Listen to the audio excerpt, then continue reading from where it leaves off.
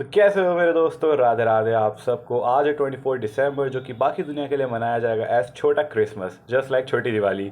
But हमारे लिए मनाया जाएगा आज का दिन छोटा गुड गवर्नेंस डे। लेकिन इसके बारे में हम कल बात करेंगे जब बड़ा गुड गवर्नेंस डे होगा। आज हम बात करेंगे नेशनल कंज्यूमर्स डे के बारे में। नेशनल कंज्यूमर्स डे मनाया जाता है कंज्यूमर्स के लिए, राइट। अब इसके अंतर्गत ही कुछ जो एप्लीकेशन और कुछ इनिशिएटिव्स जो लॉन्च हुए उसके बारे में हम डिस्कस करते हैं। सबसे पहले हुआ है जागो ग्राहक जागो app. started with a slogan कि जागो ग्राहक जागो, to make them more aware and to push them to be vigilant। Vigilant का बेसिकली मतलब होता है सतर्क, वही अवेयर। बट अब यहाँ पे ऐप यूज़ कर दी, ऐप एक लॉन्च कर दी गई है, तो उससे भी ज़्यादा इसको एनकरेजमेंट मिलेगा और लोगों को अगर कोई डाउट्स वगैरह होंगे तो वो भी इसके थ्रू सॉल्व कर पाएंगे। बाकी इसके और इन्फॉर्मेशन देने के लिए आप इसको खुद भी डाउनलोड कर सकते हैं। आज ये लॉन्च हो जाएगी, मैं खुद भी डाउनलोड करूँगा और इसके बारे में बाद में भी अच्छे से बात करेंगे। फिर हम बात करेंगे जागृति ऐप के बारे में और जागृति डैशबोर्ड, ये सब चीज़ें हैं। इसके इन बेसिकली इसका पॉइंट क्या है, इन सब का पॉइंट है कि डार्क पैटर्न से कंज्यूमर्स को बचाना। अब डार्क पैटर्न्स क्या होते हैं? कई बार क्या होता है, मिसलीडिंग इन्फॉर्मेशन होती है, बहुत ज़्यादा इनडायरेक्टली पैसिवली डराया धमकाया थ्रेटन किया जाता है। फॉर एग्जांपल कि बहुत ही अच्छा एग्जांपल दिया था सर ने कि अगर जब एयर फ्लाइट आप टिकट बुक कर रहे होते हो तो वो पूछते हैं कि do you want to get insured, yes, या दूसरा ऑप्शन नो नहीं होता, वो होता है कि आई टेक द रिस्क। तो ये अपने आप में बहुत ज़्यादा एक थ्रेटनिंग सा एक है विच इज़ एब्सोल्युटली मिसलीडिंग। तो इन्हीं सब चीज़ों से प्रोटेक्ट करने के लिए ये ऐप्स लॉन्च करेंगे। इसके अलावा ई माप करके एक पोर्टल जो है वो भी लॉन्च किया गया है। ई माप, माप का मतलब होता है मेजरमेंट हिंदी में, तो मेजर करने के लिए, ताकि स्टैंडर्डाइज्ड एक सेट हो जिस पर आप मेजर कर सके चीज़ों को। जस्ट लाइक अब हमारे पास स्टैंडर्डाइज अकाउंटिंग स्टैंडर्ड्स हैं और वो भी हमारे पास केमिकल नेम्स के लिए, एलिमेंट्स के लिए है ना, कि थ्रू आउट द वर्ल्ड अगर आपको गोल्ड का अगर आपको मतलब एक्सप्रेस करना है कि आप गोल्ड को कैसे एक्सप्रेस करोगे, तो हो सकता है कोई दूसरी कंट्री उसको किसी और नाम से करती हो। तो औरम करके है ना, औरम AU करके जो उसका एलिमेंट है, या फिर सिल्वर के लिए आई गेस FE है। हो सकता है मैं गलत हूँ, I am not a science student, हाँ, लेकिन 9th के आसपास जो पढ़ा है उसका थोड़ा थोड़ा मेरे को याद है। नेक्स्ट हम बात करेंगे कि 13 मेजर ई कॉमर्स कंपनीज जो है उन्होंने एक सेफ्टी प्लेज साइन किया है टू इंश्योर कंज्यूमर सेफ्टी। इसके अलावा अगर हम कंज्यूमर्स की बात कर रहे हैं तो कंज्यूमर्स की ये बात तो खैर जितनी मर्जी करते रहें कभी ख़त्म नहीं होनी है। हमारे पास राइट टू इन्फॉर्मेशन भी, अगर कंज्यूमर्स को किसी भी इन्फॉर्मेशन चाहिए हो, किसी भी सेक्टर से रिलेटेड, किसी भी पब्लिक एंटिटी से रिलेटेड, प्राइवेट सेक्टर की वो इन्फॉर्मेशन एक सीमित तक ही ले सकते हैं। उस पर्टिकुलर प्राइवेट कंपनी को मेल करके या फिर उनसे इन्फॉर्मेशन ले सकते हैं। हालांकि अभी क्या हुआ है कि जो कंपनीज हैं उनको ये बोला गया है कि आप जो अपने डेटा है, जो आपका कोई भी डेटा हो रिलेटेड, तो उसको आप 2 सेट्स में डिवाइड कर दीजिए। बेसिकली सेबी ने उनको ये डायरेक्ट करा है कि आप 2 सेट्स में उसको डिवाइड कर दीजिए। एक सेट वो होगा जिसमें आपके सारे जनरलाइज डेटा होगा जो कि आप पब्लिक के लिए अवेलेबल कर पाएंगे, और दूसरा जो सेट होगा वो आप पब्लिक के लिए अवेलेबल नहीं करेंगे। फॉर एग्जाम्पल उसमें आ जाएंगे आपका KYC इन्फॉर्मेशन, उसमें आ जाएगा आपका क्लाइंट की प्राइवेट पर्सनल इन्फॉर्मेशन, उनके अपने जो फॉर एग्जांपल कोई एल्गोरिथम्स हैं जो कि उन्होंने इंडिजीनियसली डेवलप करे हैं, अपने आप से करें, और उनकी कोई सीक्रेट रेसिपीज़ होगी तो ऑब्वियसली वो पब्लिक के लिए नहीं होगी। But apart from that there must be other some data which should be publicly available.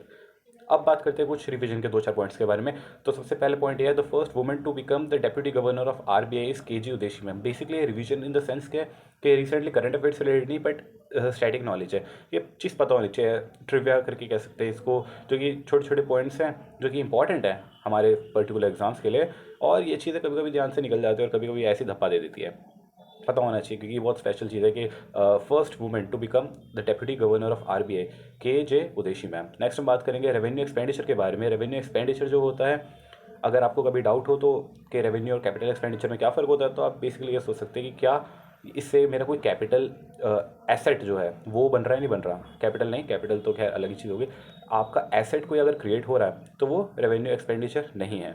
उसके अलावा अगर जो एक्सपेंडिचर आपके रूटीन बेसिस में, वो भी रेवेन्यू एक्सपेंडिचर होते हैं। अब इन दोनों को मैं आपको डिफरेंशिएट भी करके बताता हूँ कि रेवेन्यू एक्सपेंडिचर हो गया जैसे आप वेजेस वगैरह अपने एम्प्लॉयज़ को दे रहे हो, वेजेस दे रहे हो, तो वो क्या है, रैकरिंग है, वो रूटीन बेसिस पर हो रहा है। इसके अलावा उससे कोई एसेट भी आपको क्रिएट नहीं हो रहा, तो ये जो है ये रेवेन्यू एक्सपेंडिचर है।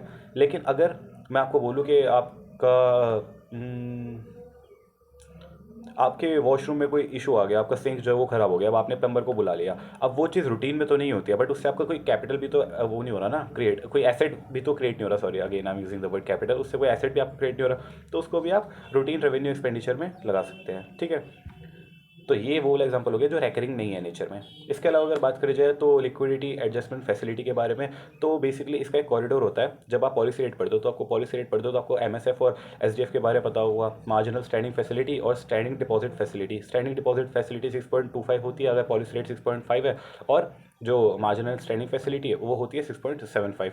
तो ये 0.25 ऊपर और नीचे होगी with respect to policy rate. तो इसके जो रेंज है 0.5 की, मतलब 6.5 अगर रेपो रेट है तो उससे 0.25 ऊपर और 0.25 नीचे, इसका जो रेंज है 0.50 का, इसको बोलते हैं एलएएफ कॉरिडोर। तो ये चीज़ भी आपको पता होनी चाहिए। अब बात करेंगे आज की न्यूज़ इन नटशेल के बारे में। तो अटल इनोवेशन मिशन और UNDP, United Nations Development Programme, उन्होंने अनवील किया है यूथ को लैब। अब इसमें एक और चीज़ मेरे को बड़ी आउट ऑफ द टॉपिक आपके साथ डिस्कस करनी है कि अगर आप इसका लोगो देखोगे कोलैब का, तो एक तो नाम बड़ा अच्छा है कोलैब, जस्ट लाइक ना बड़े बढ़िया गाने लिखे जाते हैं देसी हिप हॉप में, रैपिंग में, तो उसी तरीके से इन्होंने नाम बड़ा अच्छा करा है कोलैब और को लैब। तो उनके लिए लैब भी होगी और यूथ साथ में आपस में कोलैब भी कर सके। लेकिन जब भी इसको लिखा है को, फिर कॉलन है और उसके बाद लैब है, तो जब भी कॉलन आता है तो बेसिकली आप किसी चीज़ को, अब मैं यहाँ थोड़ा इंग्लिश के पॉइंट ऑफ व्यू में थोड़ा सा घुस रहा हूँ, सो कॉलन के बाद आप हमेशा एक स्पेस देते हो, बिकॉज आप किसी चीज़ को एक्सप्रेस कर रहे होते हो कि हाँ अब मैं इन सब चीज़ों के बारे में फॉलोइंग बात करने वाला हूँ, जैसे कहते हैं ना फॉलोइंग आर द पॉइंट्स। तो उसके बाद कॉलन लगाते हो और उसके बाद या तो आप नेक्स्ट लाइन से शुरू करते हो, या फिर कई बार होता है कि स्पेस देकर ये एक्सप्रेस करते हो कि हाँ अब मैं इस फॉलोइंग चीज़ के बारे में बात करना चाहता हूँ, इसलिए वहाँ पे कॉलन के बाद स्पेस आता है। बट यहाँ पे स्पेस नहीं है क्योंकि इसको उस तरीके से यूज़ ही नहीं करा गया है। यहाँ पे ये नहीं बताया यूथ को कॉलन, अब यूथ को क्या है, वो लैब है क्या है, तो इस तरीके से उन्होंने बताया। तो उन्होंने यूथ के लिए एक लैब बनाई, उसका नाम कोलैब रखा है, तो इसलिए कॉलन के बाद यहाँ पे स्पेस नहीं है। इस चीज़ को मैंने बहुत ही गौर से देखा था जब इसकी वेबसाइट को डिस्प्ले किया जा रहा था। तो इसके अंदर इनोवेटर्स को इनवाइट किया गया ताकि एंटरप्रेन्योरशिप का उनके अंदर एक, क्या बोले, अगर देसी भाषा में बोले तो कीड़ा जागे, ताकि उनका फोकस ज़्यादा हो। और बेसिकली इसमें जो फोकस है वो है डिसेबिलिटी इंक्लूसिव इनोवेशन के बारे में। अब अगर डिसेबिलिटी का एंगल आ जाता है तो सोशल रिस्पॉन्सिबिलिटी वाला एंगल आ जाता है, तो यहाँ पे सोशल इश्यूज़ वाला एंगल आ जाता है, तो इसलिए ये बहुत ज़्यादा इंपॉर्टेंट बन जाती है न्यूज़। नेक्स्ट हम बात करेंगे डॉक्टर मनसुख मंडाविया सर की। ये अंडरटेक करने वाला है सुशासन पदयात्रा इन वडनगर। वडनगर जो कि बर्थ प्लेस है मोदी जी की, और सुशासन पदयात्रा है। सुशासन क्या होता है, सुशासन, शासन मतलब होता है गवर्नेंस और सु मतलब होता है गुड, तो गुड गवर्नेंस के लिए ही पदयात्रा जो है ये आएगी। इसके अंदर 15,000 माई भारत यूथ वॉलंटियर्स ज्वाइन करेंगे। माई भारत यूथ वॉलंटियर्स बेसिकली एक माई भारत का एक पोर्टल है जिसके अंदर अगर आप रजिस्टर करते हो तो आप माई भारत यूथ वॉलंटियर बन जाते हो। तो ये यूथ को इन्वॉल्व करने का एक तरीका है। नेक्स्ट हम बात करेंगे इरेडा के बारे में। अब इरेडा और एडाई में हो सकता है कि आपको कभी कभी कन्फ्यूजन हो कि इरेडा क्या है और IRDAI, कभी कन्फ्यूजन हो सकता है कि यार ये तो इंश्योरेंस रेगुलेटर है। तो मैं बताता हूँ, ये मेरी एक्चुअली इतना ज़्यादा हेल्पफुल नहीं होगी, but just an experience I would like to share, क्योंकि news with my views after all. तो जब मैं चंडीगढ़ में था तो वहाँ पे एक कंपनी थी हरेडा। तो हरेडा से मुझे अब हमेशा याद आता है कि हरेडा क्या था और इरेडा क्या था, क्योंकि हरेडा के मैंने एक बार फुल फॉर्म देख ली थी तो वो चीज़ मुझे पता चल गई थी कि यार अब वो इसकी क्लैरिटी आ गई थी। उसकी क्लैरिटी से मुझे इरेडा की क्लैरिटी मिली। हरेडा था Haryana renewable energy development authority. तो फिर वहाँ से मुझे एकदम से याद है, अरे हाँ यार ये हरेडा है, तो मैंने इरेडा कहीं पढ़ा हुआ है। वहाँ से मुझे याद है कि इरेडा जो है, अब मेरे को उस वजह से एकदम क्लैरिटी है कि IREDA is Indian renewable energy development authority या एजेंसी। तो इरेडाई जो है IRDAI वो तो कम्प्लीटली डिफरेंट है। अब तो उसकी मेरे को कभी कन्फ्यूजन नहीं होती है। तो पॉइंट इस कि अगर आप कभी आसपास ऑब्जर्व करोगे तो आपको बहुत सारी चीज़ें दिखेंगी। मेट्रो में बहुत सारे ऐसे पोस्टर्स दिखेंगे। थोड़े दिनों पहले की बात है, मैं राजीव चौक पे था, तो राजीव चौक पे बैंक ऑफ बड़ौदा की एडवर्टीजमेंट थी, तो वहाँ से मुझे एकदम से रिवाइज़ हो गया कि सचिन तेंदुलकर सर जो है वो इसके ब्रांड एम्बेसडर हैं। इसके अलावा एक और था, कोई कंपनी थी, मुझे उसका याद नहीं आ रहा, MS धोनी सर हैं उसके जो एम्बेसडर हैं।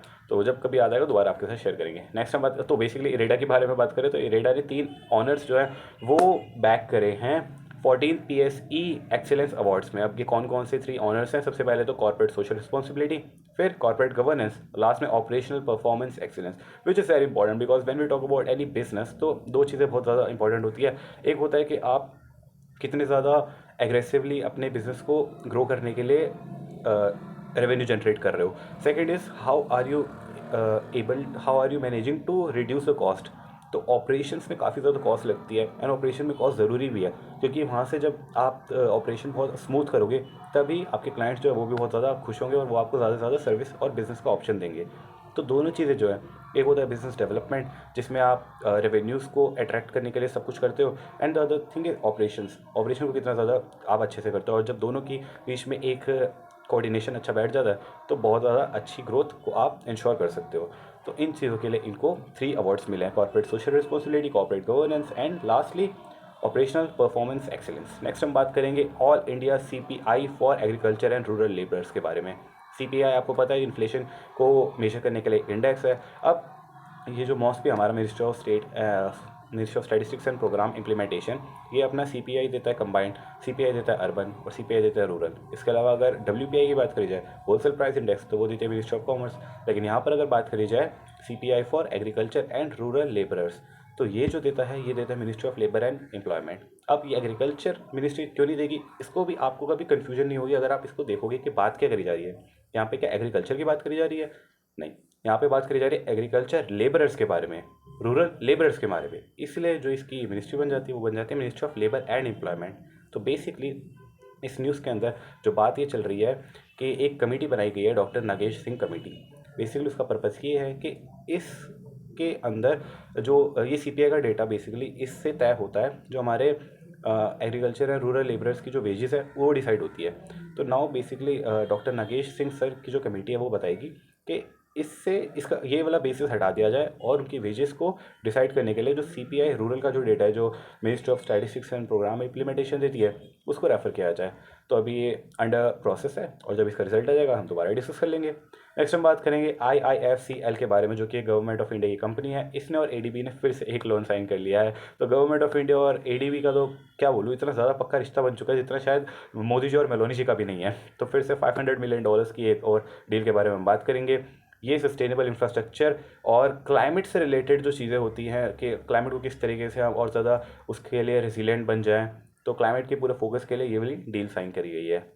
इसके अंदर सोवरेन गारंटी भी है। सोवरेन गारंटी क्या होती है? सोवरेन वर्ड जो है वो जैसे आप कभी सुनो तो आपका एकदम से दिमाग में क्लिक होना चाहिए कि भाई गवर्नमेंट ऑफ इंडिया, मतलब गवर्नमेंट की बात करी गई है, नॉट जस्ट इंडिया। कोई भी कंपनी है सोवरेन, क्योंकि एक जनरल वर्ड है। अगर हम यहाँ पे बात करें सोवरेन गोल्ड बॉन्ड्स की, तो वो कौन से बॉन्ड्स है जो गवर्नमेंट इशू करे हैं।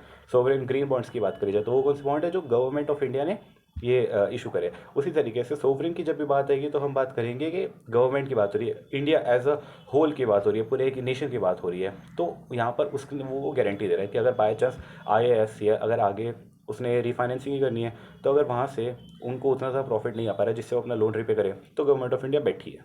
ठीक है, नेक्स्ट हम बात करेंगे मध्य प्रदेश के बारे में। Madhya Pradesh has been recognised as one of the go to global destination for 2025। तो basically go to global destination क्या होता है कि जो हमारे वॉल स्ट्रीट जर्नल है, तो बेसिकली वॉल स्ट्रीट क्या है, जैसे अपना दलाल स्ट्रीट है वैसे ही वहाँ पे वॉल स्ट्रीट है। उसी तरीके से उसका जर्नल है। जर्नल क्या होता है? More like a magazine. Magazine के अंदर अलग अलग सेक्शंस होते हैं, तो उसमें ये भी होता है कि गो टू ग्लोबल डेस्टिनेशंस। जो लोग पढ़ते हैं मैगजीन्स वो देख सकते हैं कि हाँ भाई कौन कौन सी जगह है जहाँ पे जा सकते हैं 2025 में छुट्टियाँ मनाने। तो उसमें से एक मध्य प्रदेश भी है। ये हमारे लिए बहुत ज़्यादा प्राउड की बात है।